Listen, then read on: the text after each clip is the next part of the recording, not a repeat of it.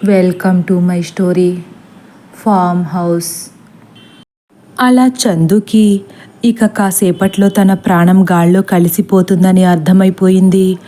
లక్ష్మి బోరున ఏడుస్తుంది. విశ్వనాథ్, మీనాక్షితో పాటు అందరూ కూడా చందు చందు అని ఆక్రందనలు పెడుతూనే ఉన్నారు. ఆ ఆక్రందనల మధ్య ఇందువదన ఎంతో సంబరంతో ఊగిపోతూ, మీ ఆయన ఒక్కడే చచ్చిపోతున్నాడని చాలా బాధపడుతున్నట్లున్నావు. నువ్వేం బాధపడద్దు మల్లిక అంటుంది. ఆ మాటతో అందరూ నిశ్శబ్దంగా మారిపోయారు. మళ్ళీ ఇప్పుడు ఎవరిని ఏం చేయబోతుందా అని కళ్ళప్పగించి చూస్తున్నారు. నిజం మల్లిక, నువ్వు అస్సలు బాధపడకు. నా ప్రియ పరిచారికవు. నా నోటి నుండి ఏ మాట రాకుండానే నా మనసుని ఇట్టే పసిగట్టేసి నా మనసులో ఉన్న కోరికలన్నీ ఇట్టే అర్థం చేసుకుని తీర్చేదానివి. అటువంటి నీకు సౌభాగ్యాన్ని ఎలా దూరం చేస్తాననుకున్నావు? నీ పతిదేవుని కన్నా ఒక్క క్షణం ముందే నిన్ను పైకి పంపించేస్తాను కదా అని సౌమ్యంగా చెప్పి వెంటనే భీకరమైన గొంతుతో, ఇంకెందుకు ఆక్రందనలు అంటూ ఒక్కసారి తన తలను కిందకు ఊపేసరికి ఉయ్యాలను మోస్తున్న ఇనప గొలుసులు 4 సీలింగ్ నుంచి విడిపోయి క్షణంలో లక్ష్మి పీకను చుట్టుకుంటాయి. ఇప్పుడు ఉయ్యాలను తన పీకతో మోస్తుంది లక్ష్మి. నెమ్మదిగా పీక బిగుసుకుపోతుంది. లక్ష్మి నోటి నుండి కూడా మాట ఆగిపోయింది. గిలగిలలాడుతున్న చందు వైపే చూస్తూ కుమిలిపోతుంది. చందుకి కూడా లక్ష్మి పరిస్థితి చూడలేక ఇక తొందరగా చచ్చిపోతేనే బాగుందనిపిస్తుంది. లక్ష్మి వైపు నిస్సహాయంగా చూస్తూ ఉండిపోయాడు. నొప్పిని తట్టుకోలేక లక్ష్మి కళ్ళలోంచి వస్తున్న కన్నీటి ధారలు కింద ఊయలలో ఉన్న ముగ్ధమోహినిపై పడుతున్నాయి. అనవసరంగా లక్ష్మిని, చందుని బయటకు రమ్మని తప్పు చేశామా అని మీనాక్షి, విశ్వనాథులు కుమిలిపోతున్నారు. తన ఊయలను మోస్తూ గిలగిలలాడుతూ గింజుకుంటున్న లక్ష్మిని చూస్తూ ముగ్ధమోహిని ఇంకా సంబరపడిపోతుంది. కూతురి కళ్ళలో సంబరాన్ని చూసిన ఇందువదన వెంటనే తన రూపాన్ని మళ్ళీ కుందనపు బొమ్మలా మార్చేసుకుని, రాకుమారి, మీకు ఈ ఆట బహు బాగుగా నచ్చినట్లున్నదే అని ముగ్ధ ముందు ప్రత్యక్షమవుతుంది.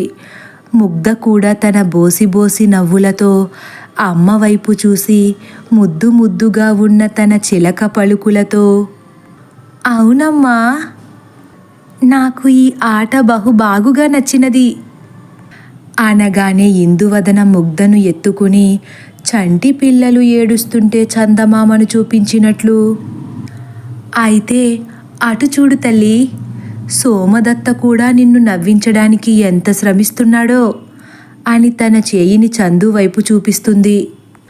సోమదత్త కూడా కాళ్లను చేతులను ఆడిస్తుంటే ముగ్ధ ఇంకా మురిసిపోయి చప్పట్లు కొడుతుంది. అమ్మా, మరి వీళ్ళెందుకు నన్ను ఆడించట్లేదు అని త్రిపుర వాళ్ళ వైపు చూస్తుంది ముగ్ధ. ముగ్గురు ఒక్కసారి నిర్ఘాంతపోయారు. వాళ్ళు కూడా ఆడిస్తారు తల్లి. నీకోసం ఈ అమ్మ ఎన్ని బొమ్మలను సిద్ధం చేసిందో చూసావా? మీ నాన్నగారికే నీ పైన ఈ సుమంత వాత్సల్యం కూడా లేకుండా పోయింది అని సౌమ్యంగా చెప్పి వెంటనే కళ్ళను పెద్దవి చేసి కోపాన్నంతా కళ్ళలో నింపుకుని పైన ఉన్న పార్థు వైపు చూస్తూ, అందుకే ముగ్ధ, మన మీద లేని ఆ వాత్సల్యాన్ని వీళ్ళ మీద ఎలా చూపిస్తారు? ఎలా చూపించనిస్తానో? నాన్నగారి హృదయంలో వీళ్లపై పొంగి పొర్లుతున్న ఆ ప్రేమను ఇప్పుడే సమాధి చేసేస్తాను కదా అని గంభీరంగా అంటూ మళ్ళీ ముగ్ధ వైపు చూసి నవ్వుతూ, నీకు ఇటువంటి బొమ్మలు ఇంకా కావాలా తల్లి అంటుంది ప్రేమగా. అని గారంగా ముఖం పెడుతుంది ముగ్ధ. ముగ్ధ అలా తల ఊపగానే ఇప్పుడు ఎవరి పని పట్టబోతుందా అని పైన ఉన్నవాళ్ళు కింద ఉన్నవాళ్ళు హడలిపోతున్నారు. ఇంతలో ఇందువదన పైకి చూస్తూ, రాజమాత అని అతి భయానకంగా పిలుస్తుంది. శారద గుండె జల్లుమంది. వెంటనే మురారిని మాధురిని గట్టిగా పట్టేసుకుని ఏడుస్తూ, మురారి, ఇప్పుడు నేనే, అనుమానం లేదు అంటుంది శారద. రాజమాత, పిలిస్తే పలకరేంటి రాజమాత మాలినీదేవి? చేయాల్సిందంతా చేసి ఏమీ ఎరగనట్లు అలా భయపడితే వదిలేస్తానా? శారద ఒళ్ళంతా చెమటలతో తడిసి ముద్దైపోతుంది. భయంతో బీపీ అమాంతం పెరిగిపోయింది. వెంటనే ఇందువదన పెద్దగా ఒక అరుపు అరవగానే ఒక్కసారిగా చైత్ర శారద దగ్గరకు వెళ్ళి శారద తలను తన 2 చేతులతో పట్టుకుని గాల్లో ఎగురుకుంటూ హాల్లో ఇందువదన ముగ్ధమోహినికి పైన ఆగుతుంది. ఇందువదన తన చేయిని పైకి పెట్టి ముగ్ధకు వేలాడుతున్న శారదను చూపిస్తూ, అదిగో రాకుమారి కోసం ఇంకో ఆటబొమ్మ అని అబ్బరంగా చెబుతుంది. ముగ్ధ ఒక్కసారి పైకి చూసి బాగు బాగు అంటూ చప్పట్లు కొడుతూనే ఉంది. శారద కూడా చాలా బలంగా గింజుకుంటుంది. మురారి కుమిలిపోతున్నాడు. పరశురాం కూడా హడలిపోతున్నారు. ఇక మిగిలిన వాళ్ళని కూడా ఆ ఇందువదన వదిలిపెట్టదని అందరికీ ఒక నమ్మకం ఏర్పడిపోయింది. తర్వాత ఎవరి వంతా అని హడలిపోయి చూస్తున్నారు. రాజమాత, నొప్పిగా ఉందా? భైరవవర్మను నా చెంతకు పంపిస్తానని మాట ఇచ్చినట్లే ఇచ్చి నా భైరవకు నాపై మనసు విరిచేస్తారా? మీ మేనకోడలు చంద్రవిందపై మక్కువ ఏర్పడేలా చేశారా? నాకంతా అర్థమైంది అంటూ త్రిపుర వైపు విసురుగా తల తిప్పుతుంది. త్రిపుర బిగుసుకుపోయింది. మీ మేనకోడలికి ఇటువంటి శిక్ష సరిపోదు రాజమాత. చంద్రవింద కుటిల బుద్ధికి నా పదునైన గోర్లతో తన తలను పెకిలించి వేయాల్సిందే అంటూ తన చేతిని ముందుకు చాపగానే గోర్లు పొడుగ్గా సాగుతూ త్రిపుర దగ్గరకు వెళుతున్నాయి. అప్పటి వరకు ఎలా వీళ్ళని కాపాడాలా అని తీవ్రంగా ఆలోచిస్తున్న పార్థు ఒక్కసారి బిగ్గరగా, దేవి, ఇందువదన, ఆగండి అంటాడు. ఇందువదన ఒక్కసారి ఆశ్చర్యపోయి త్రిపుర దగ్గరకు వెళుతున్న తన గోళ్లను వెనక్కి లాగేసుకుంటుంది. పార్థు వైపు మమకారం నింపుకున్న కళ్ళతో చూస్తూ నిలబడిపోయింది. ఇందువదన, ఎందుకింత ఆవేశంతో రగిలిపోతున్నారు? మీతో ప్రేమగా ముచ్చటించాలని నేను ఎంతో ఆశతో వచ్చాను అని హుందాగా అంటాడు పార్థు. వెంటనే ఇందువదన పట్టరాని సంతోషంతో మురిసిపోతూ, భైరవా, నిజమా భైరవా? మీకు నా మీద ప్రేమ తగ్గిపోయిందనుకుని ఎంతో కుమిలిపోయాను. కానీ మీరు మహారాజు. మీ ప్రియరాణికి ఇచ్చిన మాట ఎలా తప్పుతారు? మీరు మాటిచ్చినట్లుగానే నన్ను మరచిపోలేదు కదా? ప్రేమగా అడుగుతుంది. ఎలా మర్చిపోతాను దేవి? ఆకాశం ఎంత శాశ్వతమో మన ప్రేమ కూడా అంతే శాశ్వతం మహారాణి అంటాడు పార్థు. ఆ మాటకు ఒక్కసారే ఇందువదన కళ్ళలో ఆనంద భాష్పాలు. వాత్సల్యం నిండిన కళ్ళతో భైరవవర్మ వైపు చూస్తూ, భైరవా, మీ రాక కోసం ఎన్ని సంవత్సరాలు ఎదురు చూశానో తెలుసా? మీరు వస్తారు, నన్ను మీ మహారాణిగా మీ రాజ్యానికి తీసుకువెళ్తారని కోటి ఆశలతో ఎదురు చూస్తున్నాను. కానీ మీరు నాతో ఇంకా పరిహాసాలు ఆడుతున్నారు. చాలా బాధగా మాట్లాడుతుంది ఇందువదన. నన్ను క్షమించండి దేవి, క్షమించండి. అది నా పొరపాటే. ఇంకెప్పుడు మిమ్మల్ని విడిచిపెట్టి ఎక్కడికి వెళ్ళను అని పార్థు కూడా చాలా ప్రేమతో మాట్లాడినట్లు మైమరచిపోయి మాట్లాడతాడు. వెంటనే ఇందువదన వేగంగా వెళ్ళి పార్థు ముందు నిలబడుతుంది. భైరవా, మన ప్రేమకు ప్రతిరూపం మన పుత్రిక ముగ్ధమోహిని అని తన చేతిలో ఉన్న ముగ్ధని పార్థుకి అందిస్తుంది. పార్థు మమకారం నింపుకున్న కళ్ళతో ముగ్ధ వైపు చూస్తూ, అచ్చం నా దేవి పోలికే అంటాడు.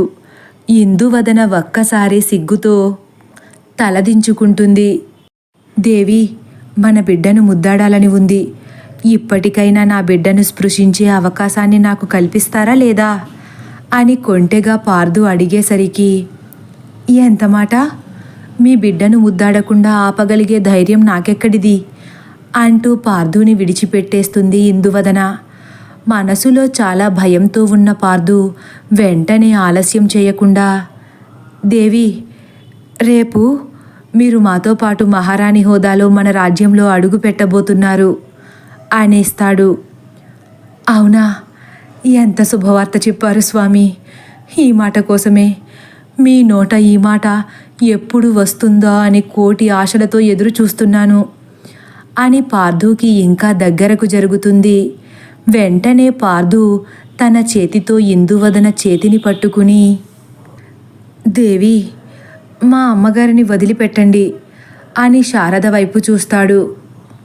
భైరవా, ఆవిడ ప్రాణాలతో ఉంటే మన కలయిక కళ్ళ అని దిగులుగా చెబుతుంది. లేదు దేవి, లేదు.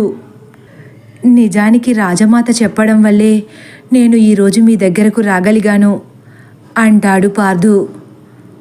అవునా మహారాజా? అవును దేవి, నా మాట నమ్మండి. సోమదత్తను మల్లికను కూడా విడిచిపెట్టండి అని భయపడుతూ చెబుతాడు. కావాలంటే మీ తల్లిగారిని విడిచిపెడతాను, కానీ వాళ్లను మాత్రం విడిచిపెట్టను మహారాజా. వాళ్ళు రాజద్రోహులు అని ముఖం పక్కకు తిప్పుకుంటుంది ఇందువదన. లేదు దేవి, మీరు పొరబడుతున్నారు. వాళ్ళిద్దరూ మన ప్రేమకు ఎంతో సహాయపడ్డారు, మరచిపోయారా? ఒక్కసారే ఇందువదన ఆలోచనలో పడుతుంది. తన గతాన్ని గుర్తు చేసుకుని, గతంలో సోమదత్త మల్లికలు చేసిన సేవను తలచుకుని, సరే, మీరు చెబుతున్నారు కాబట్టి ఈ ఒక్కసారికి క్షమిస్తున్నాను. ఇంకోసారి కనుక చెప్పిన మాట వెంటనే వినకపోతే వాళ్లకు ఉరిశిక్ష తప్పదు మహారాజా అని వాళ్ల వైపే చూస్తుంది. వెంటనే చందుని ఆ చేతులు వదిలేస్తాయి. ఊయల గొలుసులు వెళ్ళి సీలింగుకు తగులుకుంటాయి. లక్ష్మి నెమ్మదిగా కింద వాలుతుంది. చైత్ర శారదను తీసుకువెళ్ళి మాధురి మురారీల మధ్యలో కూర్చోపెడుతుంది. చందు ఒక్కసారే ముందుకు వాలిపోతాడు.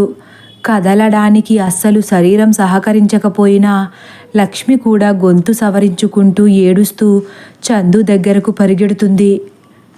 చందు, నీకేం కాలేదు కదా అంటూ చందుని పట్టుకుని ఏడుస్తుంది. చందులో అస్సలు కదలిక లేదు. ఏమయ్యా, నిన్నే, ఏమైందయ్యా? మాట్లాడవేంటి చందు అని చందుని కదుపుతూ ఏడవడం మొదలుపెట్టింది. చందు మాత్రం నిర్జీవంగా తలను ముందుకు వాల్చి ఉన్నాడు. లక్ష్మి చందు బుగ్గలపై గట్టిగా కొడుతూ, చందు, చందు, ఏమయ్యా అని ఏకధాటిగా ఏడుస్తుంది. ఒక్కసారిగా అందరినీ చందుకు ఏమైందో అన్న భయం ఆవహించింది. చందు, చందు అని పిలుస్తూనే ఉన్నారు. లక్ష్మి అలా దీనంగా ఏడుస్తూ ఉండడం చూసి అందరి గుండె తరుక్కుపోతుంది. కానీ ఇంకా ఇందువదన వాళ్ళని విడిచిపెట్టకపోయేసరికి వాళ్లలో చందు గురించిన భయం ఇంకా ఎక్కువైపోయింది.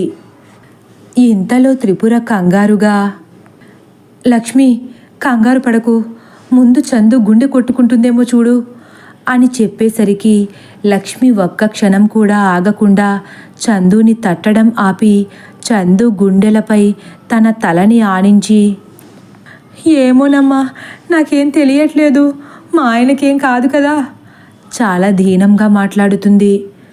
పోనీ నాడి కొట్టుకుంటుందేమో చూడు అంటుంది త్రిపుర. ఎలా చూడాలి త్రిపురమ్మ, అది కూడా తెలియదు బోరున విలపిస్తుంది లక్ష్మి. వెంటనే త్రిపుర విసుగ్గా, చేయి పట్టుకుని చూడు లక్ష్మి అరుస్తుంది. లక్ష్మి మనసులో ఎన్నో చెడ్డ ఆలోచనలు ఒక్కసారిగా చేరిపోయి మనసుని అల్లకల్లోలం చేసేస్తున్నాయి. ఆ భయంతోనే ఏడుస్తూ వణుకుతున్న చేతులతో గాబరాగా చందు చేయి పట్టుకుని నాడి పరీక్షిస్తుంది. తదుపరి భాగం కోసం వేచి ఉండండి. ఒకవేళ నా కథ కానీ మీకు నచ్చినట్లయితే లైక్ చేసి సబ్స్క్రైబ్ చేయడం మర్చిపోకండి. Thank you for watching.